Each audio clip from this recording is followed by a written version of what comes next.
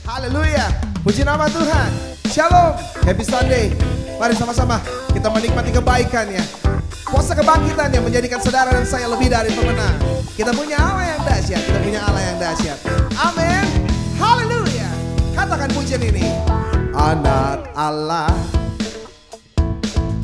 Yesus namanya, menyembuhkan,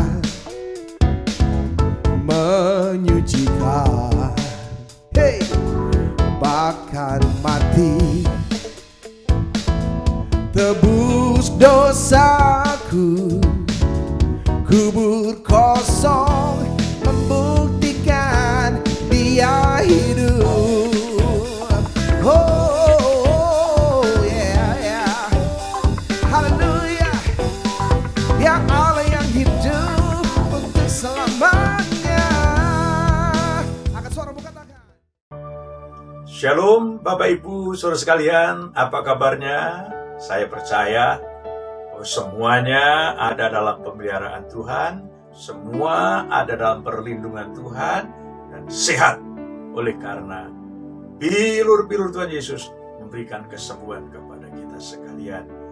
Bagi Bapak Ibu Saudara sekalian yang baru bergabung bersama dengan kami dalam ibadah Ebenezer saat ini, atau GBI Ebenezer saat ini, kami mengucapkan selamat datang dan selamat bergabung. Tuhan Yesus memberkati Bapak Ibu Saudara sekalian. Apabila Bapak Ibu Saudara sekalian membutuhkan dukungan doa, konseling, dan lain sebagainya, hubungi nomor telepon kami, nomor telepon GBI Ebenezer. Kami para hamba-hamba Tuhan siap untuk melayani Bapak Ibu Saudara sekalian. Dan mari kita bersama-sama saat ini memulai ibadah kita. Kita bangkit berdiri dan kita akan berdoa bersama-sama. Mari kita berdoa. Bapa di surga yang penuh kasih, kami bersyukur pada saat ini. Oleh karena anugerah Tuhan, kami boleh beribadah bersama-sama. Sekalipun kami beribadah secara online saat ini, kami dari rumah, kami percaya Tuhan pun hadir di dalam rumah tangga kami. Tuhan, berkatilah ibadah ini dari awal sampai pada akhirnya, sehingga setiap jemaat-Mu yang mengikuti ibadah ini, mereka boleh mengalami lawatan Tuhan. Mereka boleh mengalami perkara-perkara yang ajaib dari Tuhan. Sebab kami percaya Tuhan hadir dalam ibadah ini.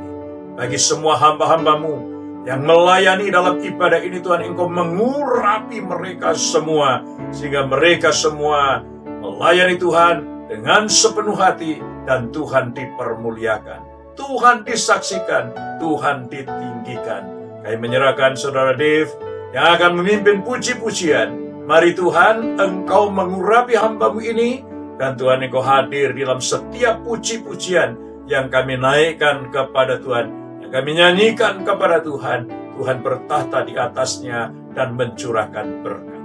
Terima kasih Tuhan, bagi hamba-Mu Bapak Pendeta Amos Hosea yang akan menyampaikan firman-Mu. Tuhan, Engkau urapi hamba-Mu dengan pengurapan khusus. Kau berikan hikmat bagi hamba-Mu, dan setiap firman yang diberitakan menjamah setiap orang yang mendengarkannya, sehingga setiap orang boleh mengalami lawatan Tuhan. Yang sakit menerima kesembuhan, yang lemah terima kekuatan, yang terikat terima kelepasan, yang terbelenggu terima kebebasan, bahkan yang rusak dipulihkan oleh Tuhan. Apapun yang menjadi pergumulan mereka, ibadah ini merupakan jawaban bagi mereka, karena kehadiran Tuhan dalam ibadah ini menjamah setiap pribadi kami masing-masing. Terima kasih Tuhan, kami menyerahkan ibadah ini dalam tangan-Mu, biar kehendak-Mu yang jadi atas seluruh rangkaian ibadah ini. Di dalam nama Tuhan Yesus Kristus, kami berdoa dan kami mulai ibadah ini. Haleluya, amin. Haleluya, shalom, selamat hari Minggu. Mari dengan penuh sukacita naikkan pujian pengagungan di hadapan Allah kita. Haleluya. Ya Allah penebusku, Allah penebusmu, lewat kuasa kebangkitannya, Dia nyatakan Dia Allah yang dahsyat dan luar biasa. Amin. Dijadikan saudara dan saya lebih dari pemenang. Yang setuju katakan haleluya. Angkat suaramu, mari nyanyikan oh yeah. Ku tahu Dia penolongku, darahnya tebus dosaku, ku yakin, yeah, ku yakin, Dia angkat deritaku, sembuhkan sakitku, ku yakin. Mari katakan, ku yakin, oh yeah. Ku angkat panji, oh, Dia telah menang atas maut, Dia penebusku, Dia hiduplah, Dia penebusku, oh Dia hiduplah, oh yeah, oh yeah. Sama-sama katakan, ku tahu Dia penolongku, darahnya tebus dosaku, ku yakin, oh, ku yakin, oh, Dia angkat deritaku, oh, sembuhkan sakitku, ku yakin, yeah, oh ku yakin. Mari sama-sama katakan, haleluya.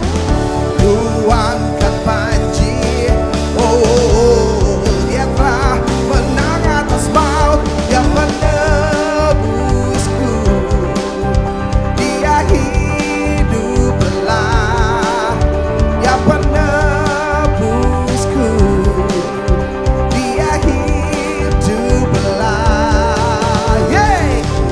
Kau bebaskanku, ku kan bangkit, ku kan menari menyambut kerajaanmu datang. Come on, music, let's go, yeah, yeah. Sungguh kau penebusku, oh, ku bebas di dalammu. Are you ready, church? Come on, sing with me, let's go. Dia penebusku, Dia hiduplah, oh Dia penebusku, oh Dia hiduplah, oh Dia penebusku, oh Dia hiduplah, oh Dia penebusku, oh Yesus hiduplah, oh yeah, yeah, yeah, yeah. Sumber kekuatan, oh Yesus juru selamat dunia. Haleluya. Sorak-sorai kemuliaan bagi Allah kita. Haleluya. Mari nikmati kemenangan demi kemenangan yang Tuhan sediakan dalam hidup kita. Oh yeah, mari rayakan. Come on, rayakan, Yesus rayakan, rayakan, Yesus rayakan, oh rayakan, Yesus rayakan, rayakan, Yesus rayakan. Dia bangkit, Dia bangkit dan hidup selamanya. Dia bangkit, Dia bangkit. Marilah rayakan, marilah rayakan kebangkitan Tuhan kita. Oh, oh, yeah. Angkat suara mendengar pujian ini bersama, mari nyatakan, merayakan, oh, rayakan, Yesus rayakan, rayakan, Yesus rayakan, oh,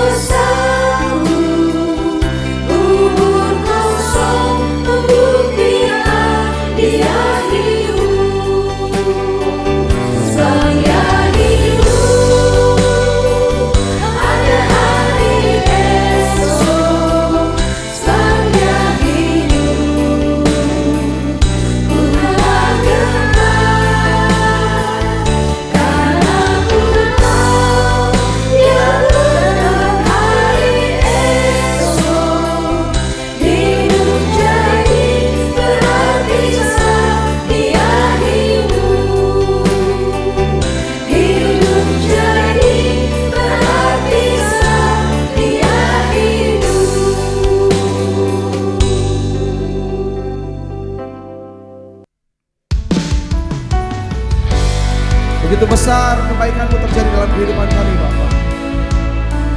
Begitu besar pengorbanan-Mu dalam hidup kami. Sungguh kami beruntung kami memiliki Allah seperti Engkau. Sebab itu segala hormat, pujian, pengagungan kami persembahkan di hadapan-Mu sebagai bukti kami mengasihi Engkau lebih dari segalanya. Mari saudaraku, angkat kedua tanganmu dan sembah Dia.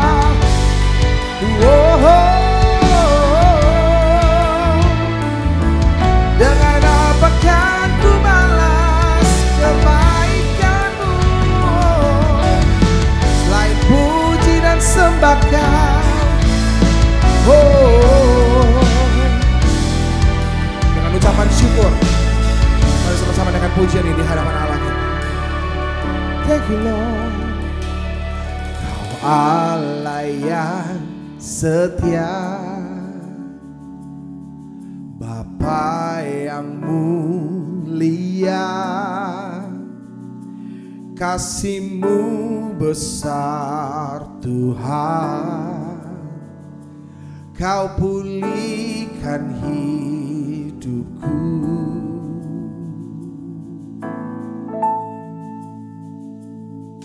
Kaulah harapanku, hidupku dalam-Mu.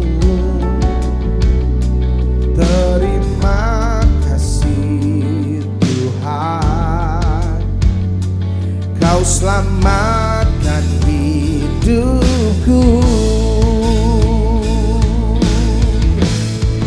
Dengan apa kan ku balas segala kebaikan-Mu?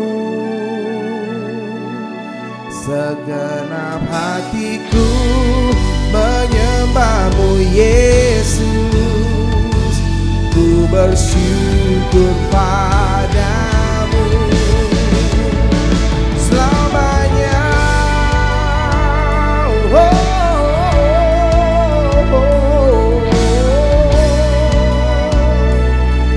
Untuk selama-lamanya.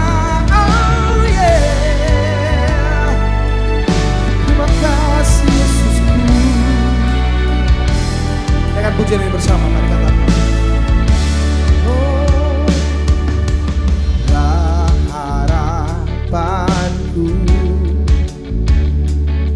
Hidupku dalam-Mu. Terima kasih Tuhan, Kau selamatkan hidupku. Dengan apa kan ku balas segala kebaikan-Mu? Segenap hatiku menyembah-Mu Yesus. Ku bersyukur padamu. Dengan apa kan ku balas segala kebaikan-Mu? Segenap hatiku menyembah-Mu Yesus. Ku bersyukur padamu. Oh selamanya. Oh selamanya. Oh selamanya. Oh selamanya. Oh selamanya.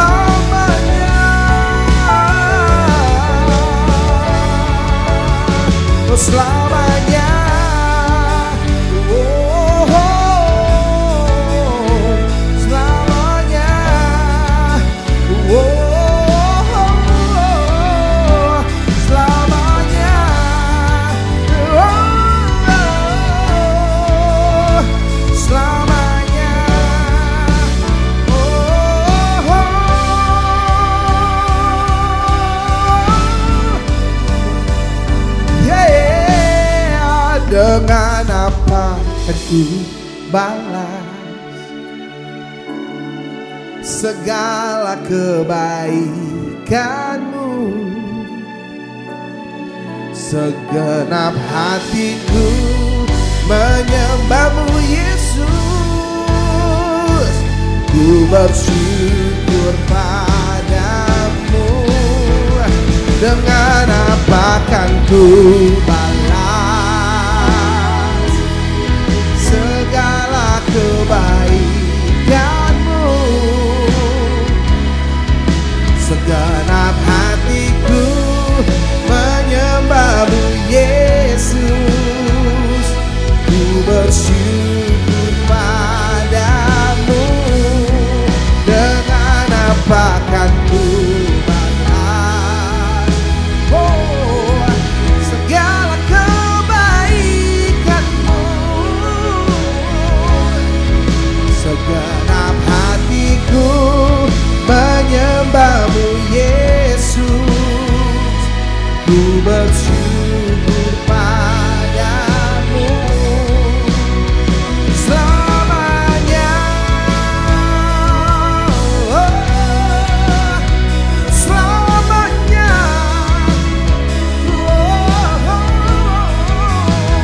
Selamanya.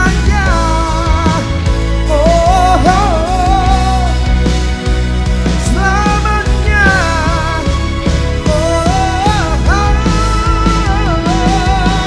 Selamanya kami sembah Kau Tuhan. Balas kebaikan-Mu. Thank you Lord. Mari kita berdoa untuk firman Tuhan. Bapa, kami berdoa supaya Roh Kudus menolong kami. Setiap kata kalimat firman Tuhan yang kami baca menerangi hati dan pikiran kami. Tuhan tolong supaya setiap kami menjadi orang-orang percaya yang bukan hanya mendengar firman Tuhan. Kami hidup dalam kebenaran firman Tuhan. Karena kami percaya firman Tuhan, ketika kami percayai, kami aminkan, kami hidupi, kami bertindak sesuai dengan firman Tuhan, maka kami yang lemah Tuhan kuatkan, kami yang sakit Tuhan sembuhkan, kami yang terikat Tuhan lepaskan. Kami punya masalah, kami percaya Tuhan memberikan kami jalan keluar kemenangan. Karena firman Tuhan, ya dan amin dalam kehidupan kami. Kami siap diberkati oleh firman-Mu dalam nama Tuhan Yesus Kristus kami berdoa dan percaya. Yang percaya katakan bersama dengan saya, amin. Puji Tuhan, shalom, Tuhan berkati, berikan kemuliaan buat Tuhan kita. Kita masih suasana Natal, silakan dulu Bapak sekalian. Kita masih suasana Paskah ya, suasana Paskah. Ya, kita masih merayakan kebangkitan Tuhan. Saya mengatakan suasana dalam ibadah Paskah, mana yang lebih penting antara Natal atau Paskah. Selalu orang mengatakan, wah Paskah apa? Paskah. Tapi faktanya seringkali kalau acara Natal dirayakan mulai dari awal Desember, bisa sampai akhir Januari, bahkan Februari pun masih Natalan. Jadi nyanyi malam kudus selama kurang lebih 2 bulan.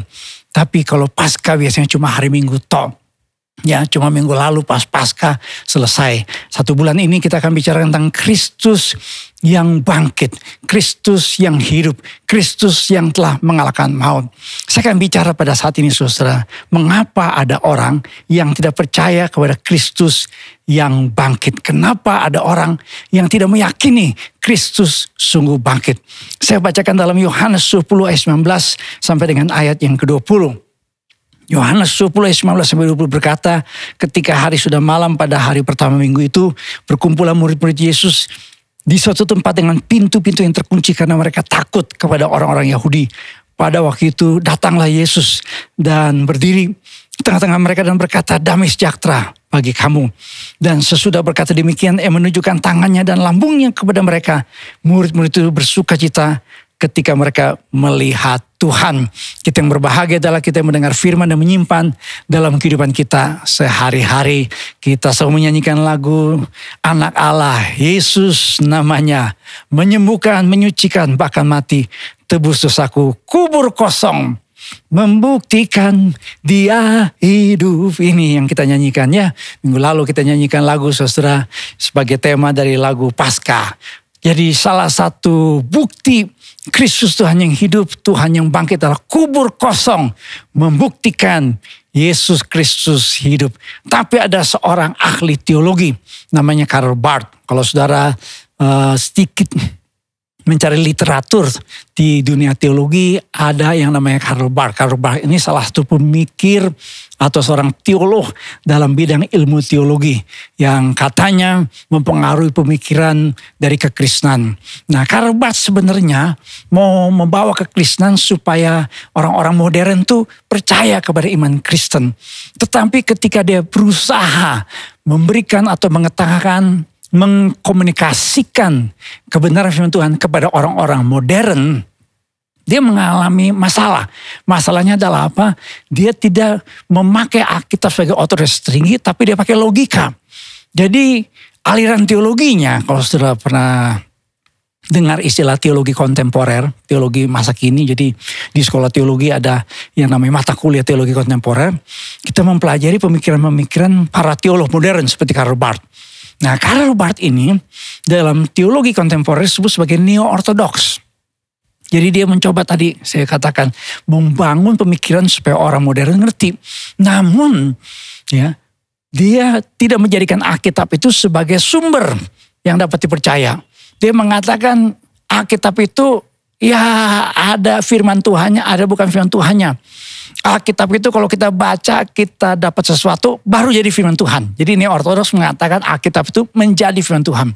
Karena Alkitab buat aliran ini ortodoks yang dipercaya oleh Karl Barth, Rudolf Bultmann, dan mama-mama yang lain, itu mengatakan bahwa Alkitab itu ada salahnya.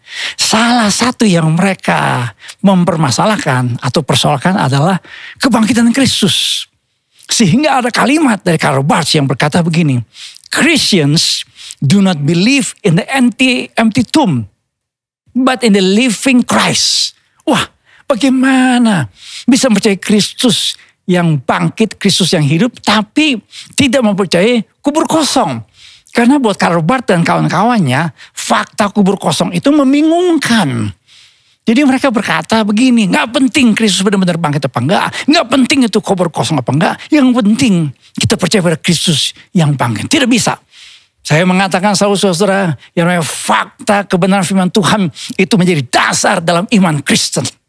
Saudara, ada orang yang namanya Lee Strobel. Lee Strobel ini adalah seorang yang sebenarnya dulu orang ateis. Dia sebenarnya seorang yang latar belakangnya tidak mempercayai tentang iman Kristen. Semula dia mau meneliti tentang semacam kayak penolakan terhadap fakta kebangkitan Kristus. Tetapi pada akhirnya saudara, Lee Strobel dalam bukunya The Case for Faith, saya memiliki buku ini dalam versi bahasa Indonesia, dia mengatakan bahwa the resurrection is the supreme vindication of Jesus' divine identity and his inspired teaching is the proof of his triumph over sin and death. Akhirnya menjadi percaya. Bahkan dia mengatakan it was the evidence from the science and history that prompted me to abandon my atheisms and become a Christian.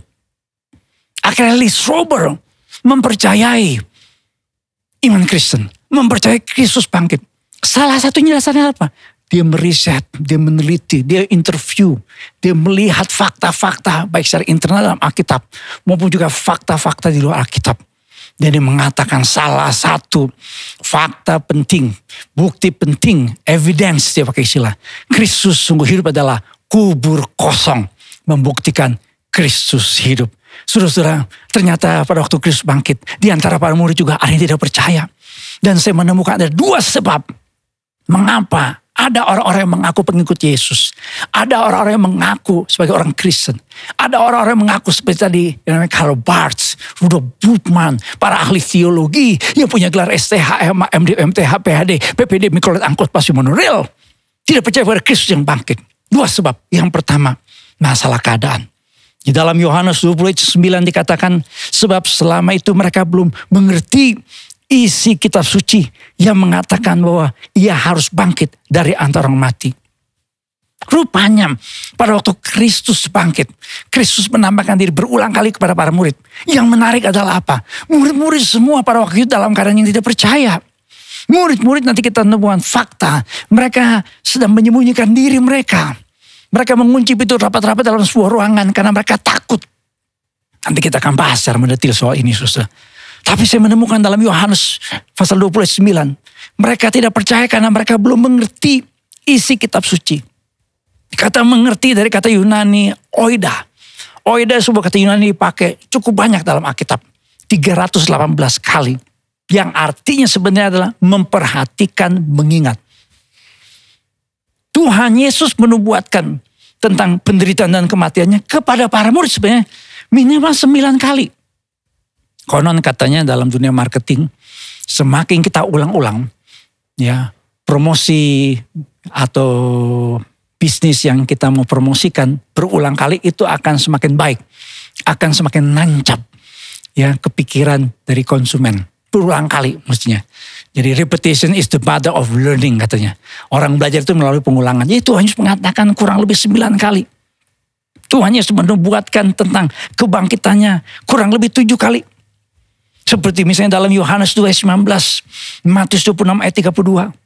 Tetapi fakta yang kita temukan adalah apa? Para pengikut Kristus tidak mengingat nubuatan Tuhan Yesus yang berdasarkan kitab suci. Para wanita tidak mengingatnya dalam Markus pasal 16. Maria Magdalena tidak mengingatnya dalam Yohanes 20. Petrus dan Yohanes tidak mengingatnya. Para murid tidak mengingatnya. 2 orang murid yang dalam perjalanan ke Emmaus tidak mengingatnya. Bahkan para murid bikin teori yang aneh. Karena dalam Yohanes 20 ayat 1 dan ayat yang kedua ada teori bahwa mayat Yesus dicuri. Jadi ketika Tuhan Yesus bangkit, tidak ada kubur, kubur kosong. Murid-murid berkata, Tuhan telah diambil orang dari kuburnya dan kami tidak tahu di mana ia diletakkan. Memang kalau orang saudara tidak sungguh-sungguh punya iman yang benar pada Kristus yang bangkit, nanti akan membuat teori yang aneh-aneh. Teori yang aneh-aneh. Ada 5 teori yang ada tentang kebangkitan Kristus. Teori yang pertama ini yang kita percayai. Nah 4 teori itu saya berikan minggu lalu. Ada teori namanya halusinasi, teori legenda, teori konspirasi, dan teori pingsan. Jadi kalau orang tidak percaya kepada Kristus, nanti teorinya aneh-aneh. Makanya ahli teologi, kalau tidak sungguh-sungguh percaya kepada Kristus, dia belajar teologi, dia bisa menjadi tolologi. Saya dikasih kesempatan Tuhan belajar di sekolah teologi, dan saya ketemu yang aneh-aneh. Ya, balik-baliknya kepada masalah apa? Kepada masalah iman. Karena tidak sungguh-sungguh percaya kepada Kristus adalah Tuhan. Kristus adalah juru selamat. Kristus adalah Tuhan yang hidup, Tuhan yang bangkit. Jadi ketika kita tidak memiliki iman yang benar kepada Kristus, nanti kita punya pemikiran tuh aneh-aneh. Aneh-aneh. Iya, ada orang Kristen saudara ke gereja. Ya, hadir di gereja, namanya ada dalam daftar gereja. Tapi kok pemikirannya aneh-aneh. Saya ketemu berkali-kali ada orang Kristen yang pemikirannya kok kayak orang kebatinan gitu. Ya, mikirnya aneh-aneh. Ada orang Kristen, saya ketemu di Jawa. Ternyata dia Kristennya Kristen kebatinan. Dia ngomong sama saya, Pak Pendeta tahu gak? Itu setiap jam 12 semuanya berhenti. Maksudnya apa? Semua orang mati. Loh, kok orang mati? Ya, dapat dari mana teorinya? Ternyata karena dia belum sungguh-sungguh percaya pada Kristus. Kalau orang tidak sungguh-sungguh percaya pada Kristus, ntar jadi aneh-aneh pandangannya. Ya, bahasa Jermannya neko-neko gitu ya. Tapi menarik lagi adalah apa saudara? Ternyata para imam dan orang Farisi yang ternyata mengingat nubuatan Kristus yang bangkit. Justru murid-murid yang selalu bersama-sama dengan Yesus, yang mendengar berulang kali, yang Tuhan katakan ini semua harus digenapi sesuai dengan kitab suci, sesuai dengan nubuatan para nabi, sesuai dengan Torah, sesuai dengan Mazmur, sesuai dengan apa yang dikatakan oleh para nabi, nubuatan perjanjian lama tentang dirinya yang harus mati dan bangkit. Tapi justru para murid tidak mengingatnya. Saya coba selidiki saudara, secara ilmiah, kenapa orang bisa lupa? Kenapa orang bisa lupa? Ternyata ada 6 sebab orang itu bisa lupa. Yang pertama kurang tidur.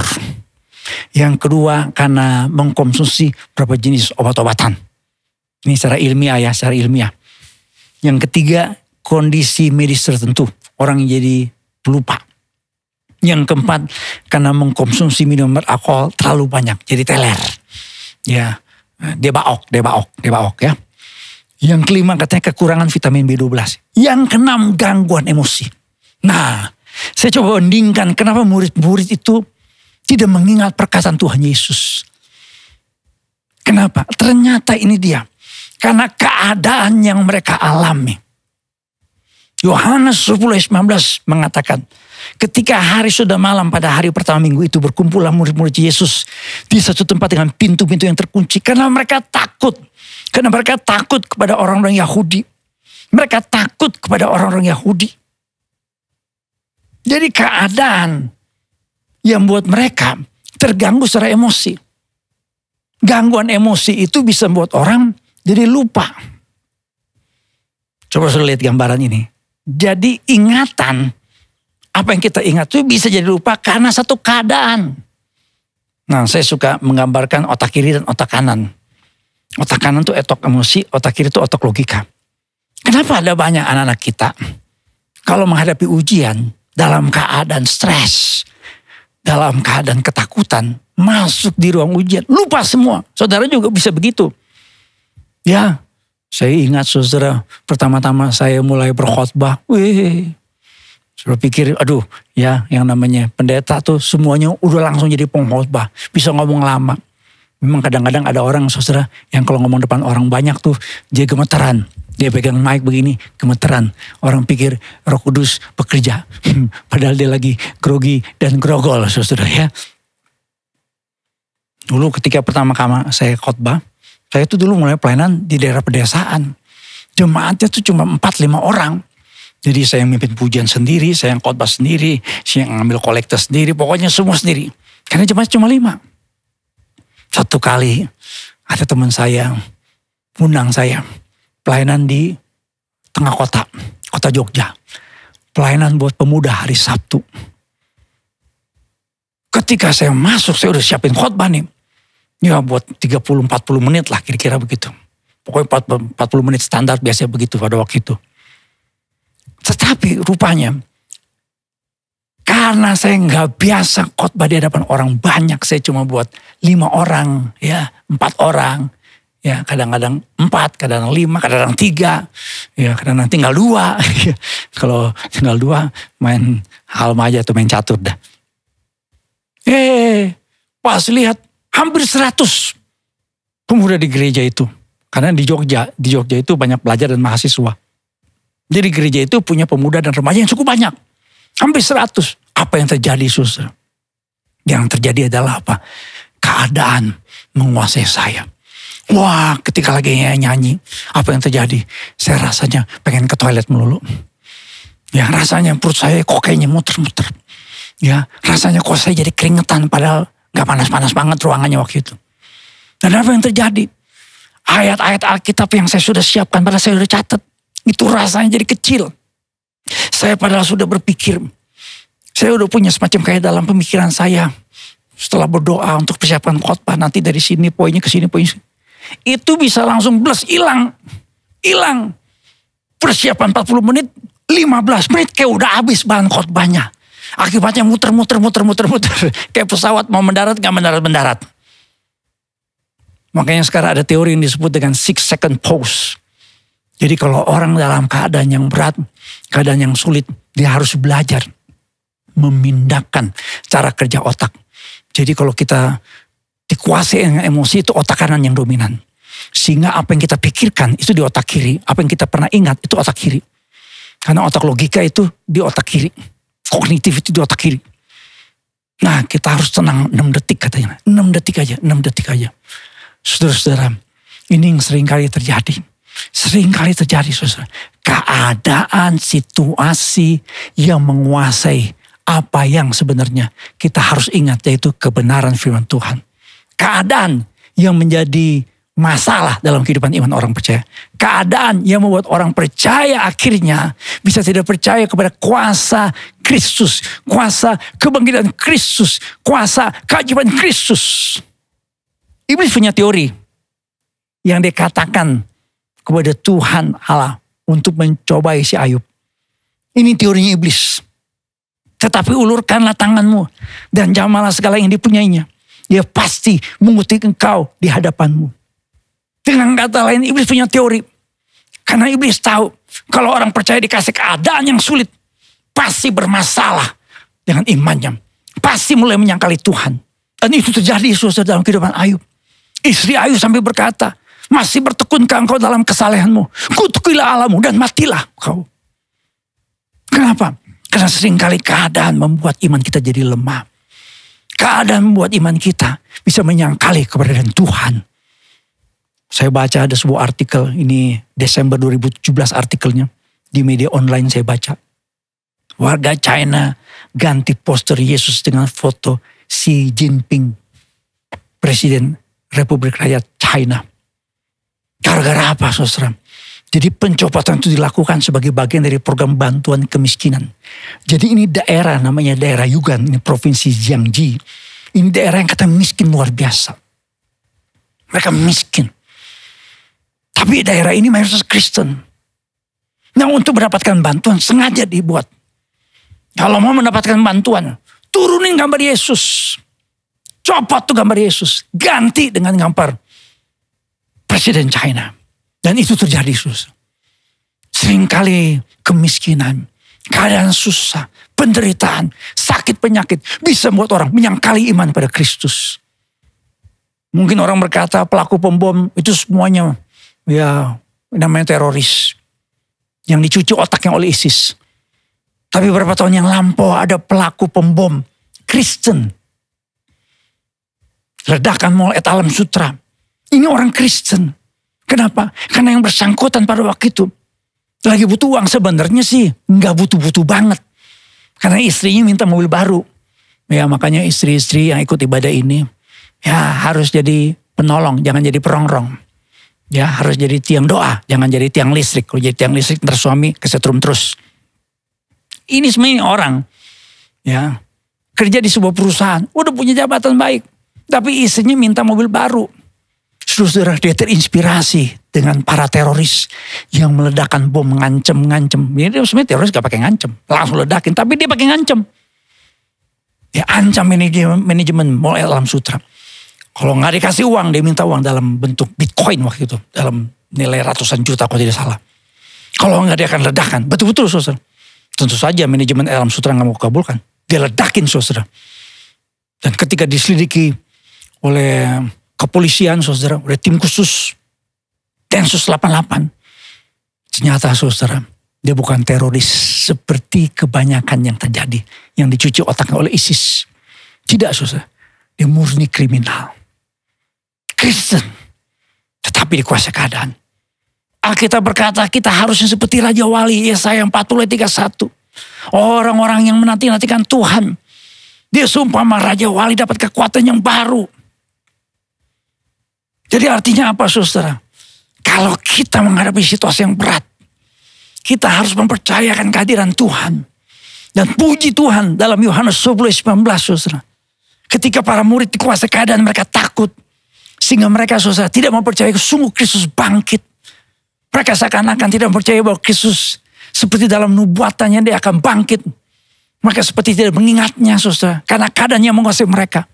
Namun dalam Yohanes 10:19, pada waktu datanglah Yesus dan berdiri tengah-tengah mereka dan berkata, damai sejahtera bagi kamu. Saudara-saudara, setelah para murid meyakini bahwa Yesus Kristus sungguh bangkit, apa yang terjadi? Dalam Kisah Rasul 2 ayat yang ke-32, murid-murid punya perubahan yang luar biasa. Ada keberanian yang mereka miliki. Semula mereka takut mengunci pintu rapat-rapat, takut pada orang Yahudi. Tapi di hadapan ribuan orang Yahudi, Petrus dengan para rasul yang lain berdiri dan bersaksi. Kami semua adalah saksi, Kristus sungguh bangkit. Saudara-saudara, bolehkah saya bertanya kepada saudara, masih dalam suasana Paskah, bagaimana keadaan yang sedang kita alami saat ini? Apakah saudara saat ini dikuasai oleh keadaan? Atau saudara Kristen Raja Wali? Karena saudara mempercayai Kristus adalah Tuhan yang hidup. Yang memegang tangan saudara dan memberikan saudara kemenangan. Nah, suasana Paskah ini, saya mengingatkan kembali kebenaran firman Tuhan.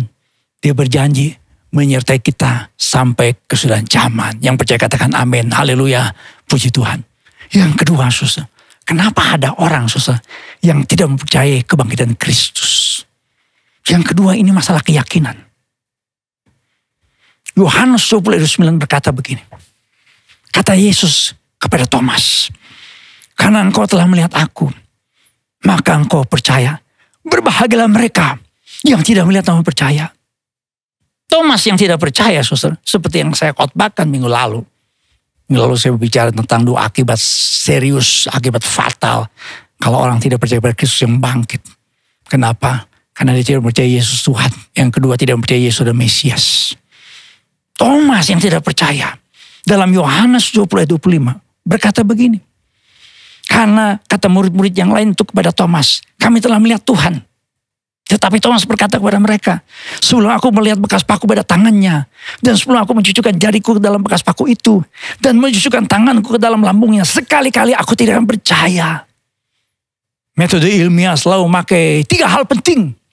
Harus rasional, harus empiris, dan sistematis. Thomas pakai metode ilmiah ini. Dia pakai pendekatan rasional. Rasional itu artinya apa? Rasio bisa diterima dengan logika. Karena dia berkata, sebelum aku melihat bekas paku pada tangannya, sebelum aku mencucukkan jariku, ini empiris. Empiris, melihat. Empiris itu sesuatu yang bisa diraba dengan panca indera. Makanya dia berkata, sebelum aku mencucukkan jariku, mencucukkan tanganku, itu empiris. Dan sistematis. Dari melihat sampai mencucukkan. Dari jari, ya dari jarinya ke bekas paku, kepada lambungnya. Jadi Thomas pakai pendekatan ilmiah. Rupanya mungkin Thomas ini pernah kuliah metodologi penelitian. Ya kadang-kadang saudara, terus terang saja kami yang belajar di sekolah teologi sering pakai pendekatan-pendekatan seperti ini. Sehingga kadang-kadang ada kesulitan juga saudara. Gimana membuktikan bahwa mujizat masih ada sampai hari ini. Ya kan? Mujizat itu kita bisa terima karena kita percaya, betul gak? Nah itu seringkali terjadi saudara ya. Saudara, Thomas pada akhirnya saudara percaya. Kenapa saudara? Karena Tuhan menampakkan diri. Tuhan membuktikan apa yang Thomas tuntut. Sehingga Thomas pada akhirnya berkata, oh my Lord, oh my God. Masalah keyakinan kita adalah kalau rasio di atas iman kita. Poin yang pertama, murid-murid tidak percaya pada Kristus bangkit karena keadaan yang menguasai mereka. Tapi Thomas adalah rasionya, logikanya, otaknya itu di atas iman.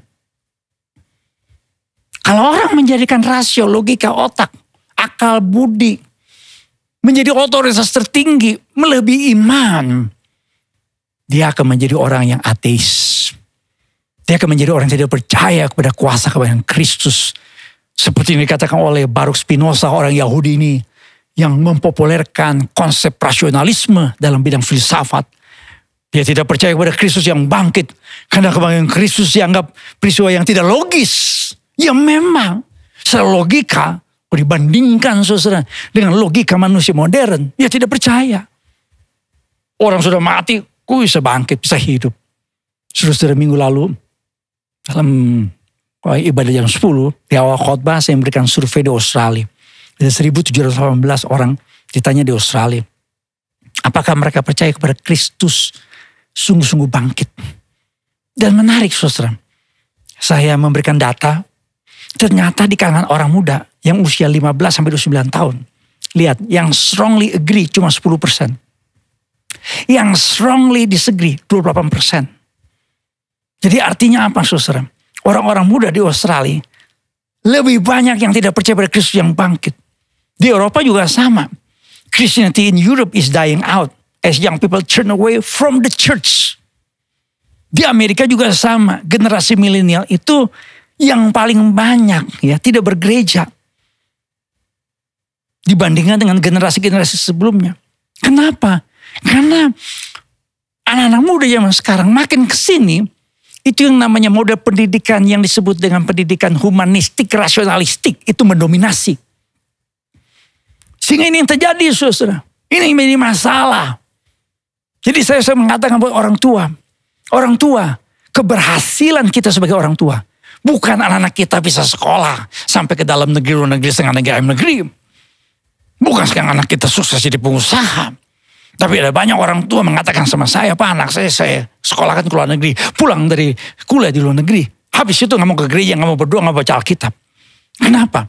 Karena pendidikan modern, apalagi anak-anak muda zaman sekarang, lebih banyak dibawa pada hal-hal yang bersifat logis, humanistik. Rasio di atas iman. Saudara-saudara, kita harus kembali pada iman yang sejati. Apa itu iman yang sejati? Yohanes 20:29. Yohanes 20:29 berkata, berbahagialah mereka yang tidak melihat namun percaya. Saya suka bertanya buat jemaat minggu lalu. Dalam khotbah Paskah saya bertanya, percaya dulu baru melihat, terus melihat baru percaya. Iman yang sejati adalah kita harus percaya dulu baru melihat. Tapi bagaimana? Bagaimana kita bisa percaya? Bagaimana kita bisa percaya, Sus?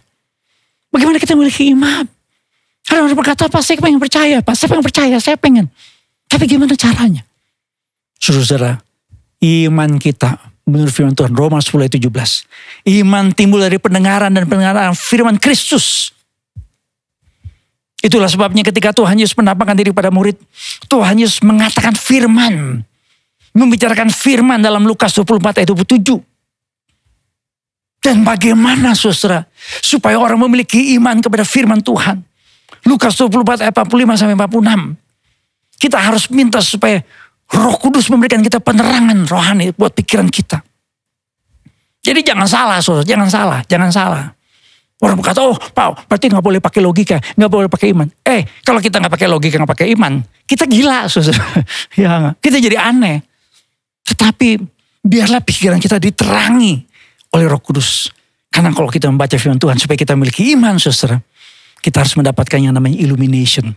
Di mana Alkitab diterangi oleh Roh Kudus berbicara buat hati kita sebagai manusia. Biarlah pikiran kita, logika kita serahkan buat Tuhan. Bukankah firman Tuhan berkata, kasihilah Tuhan Allahmu, kasihilah Tuhan Allahmu dengan segenap hatimu, dengan segenap jiwamu, dengan segenap akal budimu, dengan segenap kekuatanmu. Ada orang yang namanya William Ramsey. Orang ini semula sebenarnya gak percaya kepada Alkitab. Tapi ketika dia riset selama puluhan tahun, Tuhan bekerja. Dan akhirnya dia menemukan fakta bahwa sungguh firman Tuhan benar. Profesor William Albright, lihat gelarnya.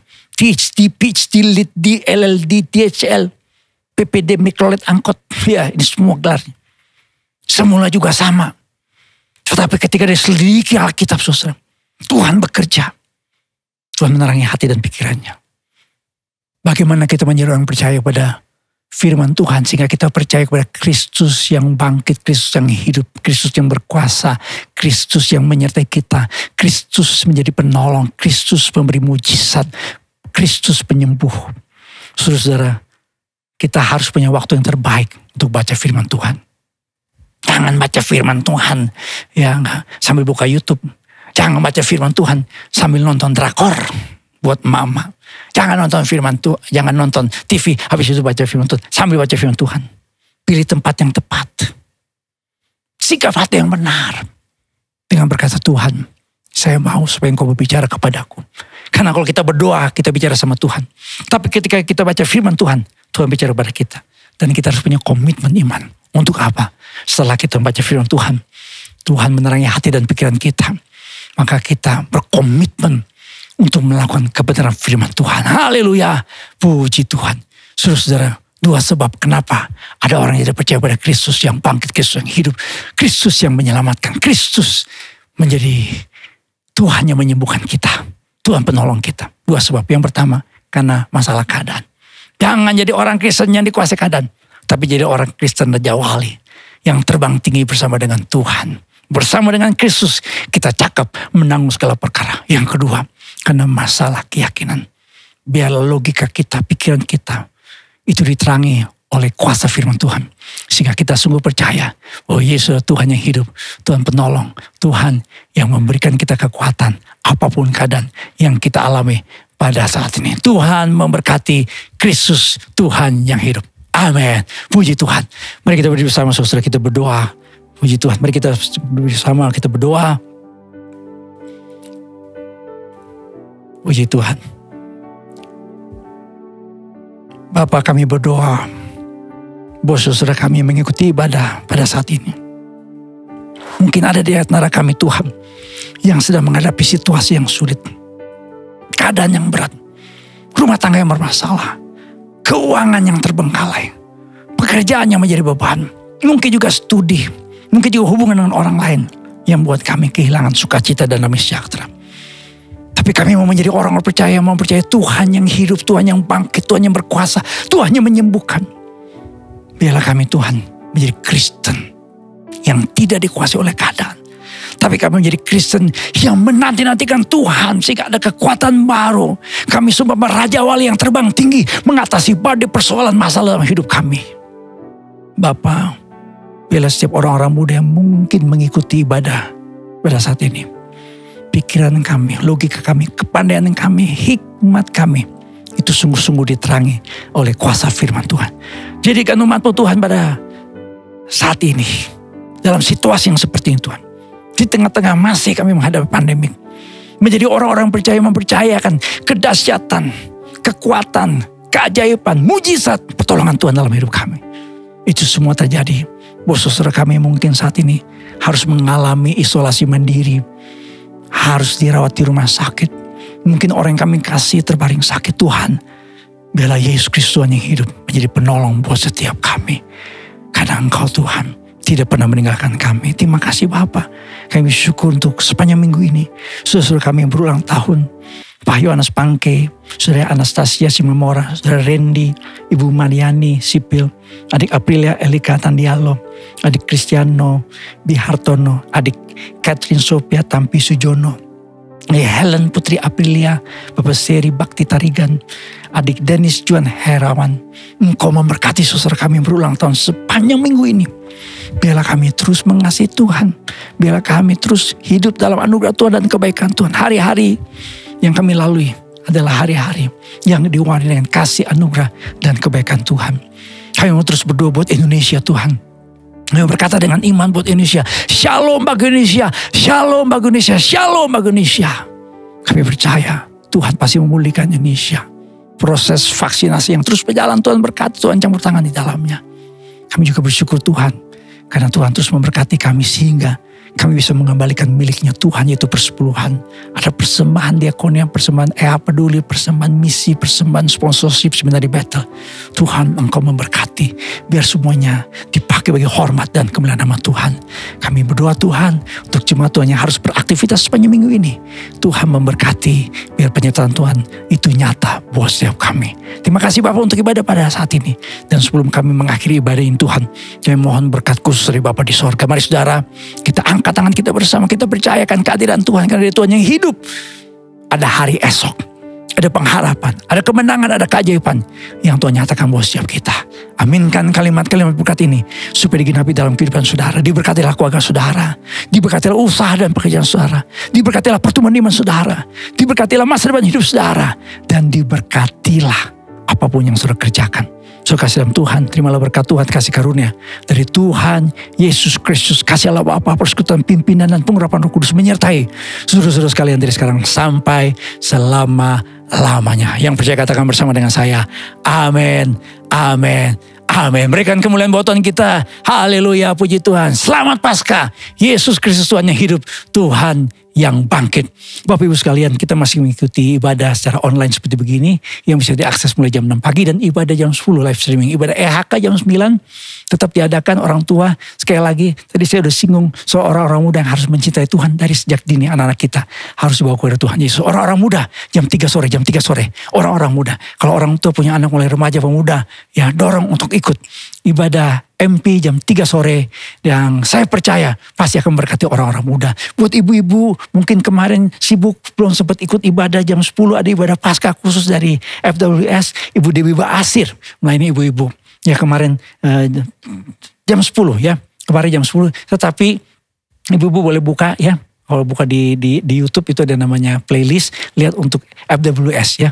Nanti buka di situ ibu bisa menemukan ibadah yang pasti memberkati kita semua ya. Jadi para wanita ibadah FWS ya bisa diakses Ibu Dewi Baasir yang melayani dan menjadi berkat buat banyak wanita. Puji Tuhan. Jadi Bapak Ibu sekalian, kita akan terus update ya. Pasti ada beberapa pengumuman berikutnya. Jadi Bapak Ibu sekalian bisa mengikuti terus ya. Ada nomor hotline gereja, Bapak Ibu sekalian bisa tanya ya. Kita punya ada Instagram, ada Facebook, bisa melihat informasi-informasi yang bisa menjadikan kita bertumbuh dalam Kristus Yesus. Jadi Bapak Ibu sekalian tetap mengikuti protokol kesehatan pemerintah, yang pakai masker ya, kita harus mencuci tangan, yang mengurangi mobilitas dan interaksi, meningkatkan imun dan iman kita, menjauhi kerumunan dan menjaga jarak. Tuhan pasti menolong kita. Have a blessed Sunday. Amin. Haleluya, shalom saudaraku. Selamat hari Minggu. Nikmati kebaikannya. Menyanyi bagi Dia. Yesus kota benteng hidupku. Yeah. Dengan sukacita serukan namanya. Let's go. Oh Yesus, oh Yesus, ada kuasa di dalam namamu. Oh Yesus, oh Yesus, ada kuasa di dalam namamu. Oh Yesus, oh Yesus, ada kuasa di dalam namamu. Oh, oh, oh, Yesus, oh Yesus, ada kuasa di dalam namanya. Katakan, kau kota bentengku, menara kekuatanku, bersamamu aku takkan goyah. Oh Yesus, oh Yesus, Engkau perlindungan hidupku. Haleluya, nyanyi bagi Dia, Allah yang dahsyat. Oh, serukan keagungan dan kebesarannya. Dia layak dipuji, Dia layak untuk disembah. Haleluya, mari jemaat Tuhan angkat suara bersama-sama katakan pujian ini. Oh Yesus, oh Yesus, ada kuasa di dalam namamu.